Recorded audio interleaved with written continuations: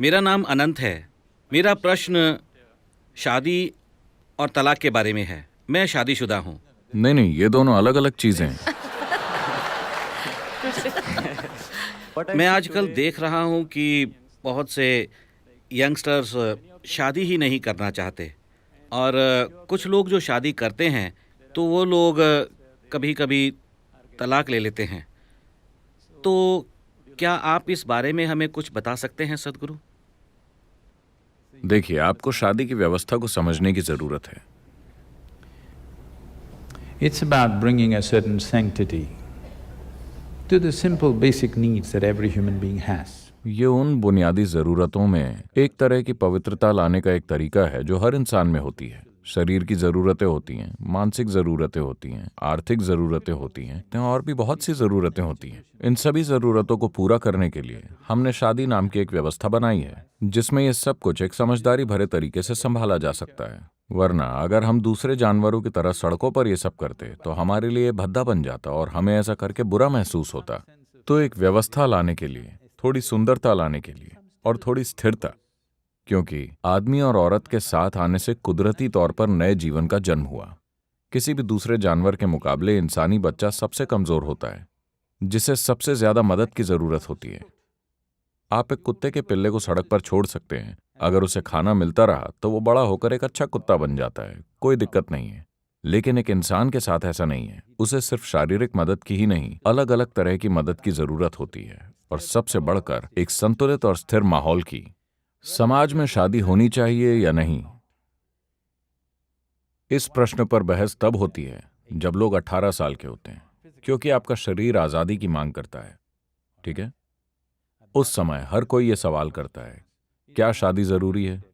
हम जैसे चाहें वैसे क्यों नहीं रह सकते? पर जब आप 3 साल के थे तब आप शादी को बहुत कीमती मानते थे, एक टिकाऊ शादी को बहुत कीमती मानते थे, है ना? हाँ या ना? 45-50 साल का होने पर आप फिर शादी के हक में होते हैं। 18 से 45 के बीच ही आप इस पूरी प्रक्रिया पर सवाल खड़े करते हैं। क्योंकि जब शरीर हावी हो, उस समय अगर आप उससे हार मान लें तो वो हर व्यवस्था पर सवाल खड़े करेगा। ये हार्मोन के दम पर मिली आजादी है। ठीक है, आपकी बुद्धि पर हार्मोन हावी हो गए हैं, इसलिए आप हर चीज की बुनियाद पर सवाल खड़े करते हैं। मैं ये नहीं कह रहा कि शादी ही सबसे अच्छा उपाय है, लेकिन क्या आपके पास और कोई बेहतर तरीका है? अगर आपके पास इससे अच्छा तरीका हो तो शादी की जरूरत नहीं है। लेकिन आप कोई बेहतर तरीका खोज नहीं पाए, क्योंकि एक बच्चे के लिए एक संतुलित स्थिति जरूरी है। बच्चा पैदा हुआ मतलब आपके पास 20 साल का प्रोजेक्ट है। आपकी इच्छाएं और पसंद बदल जाएगी, आपके इमोशंस में बदलाव आएगा। अगर ये सब ऐसा ही है तो ऐसी सिचुएशंस में मत फंसिए। हर किसी के लिए शादी करना जरूरी नहीं है। आप कह रहे थे कि लोग सोच रहे हैं कि शादी करें या न करें। मुझे खुशी है, ये हर किसी के लिए जरूरी नहीं है। लेकिन अगर आप करते हैं, और खासकर अगर आप बच्चे पैदा करते हैं, तो आपको समझना होगा कि ये कम से कम 20 साल का प्रोजेक्ट है, चाहे आपको पसंद हो या ना हो। वरना आपको ऐसे प्रोजेक्ट से नहीं जुड़ना चाहिए। आप किसी प्रोजेक्ट से जुड़कर उसे आधे में छोड़कर नहीं जा सकते, है ना? ये आपकी मर्जी है, पर कम से कम सोच समझकर फैसला करें। इसलिए शादी मत करें कि हर कोई शादी कर रहा है। आपको शादी और तलाक के बारे में एक सांस में बात करने की जरूरत नहीं, जैसे कि वो एक साथ आते हों। ये पूरी तरह से अमेरिकन आइडिया है। आप शादी और तलाक के बारे में एक साथ सोच रहे हैं। कुछ समय पहले तक इस देश में तलाक के बारे में कोई नहीं सोचता था, है ना?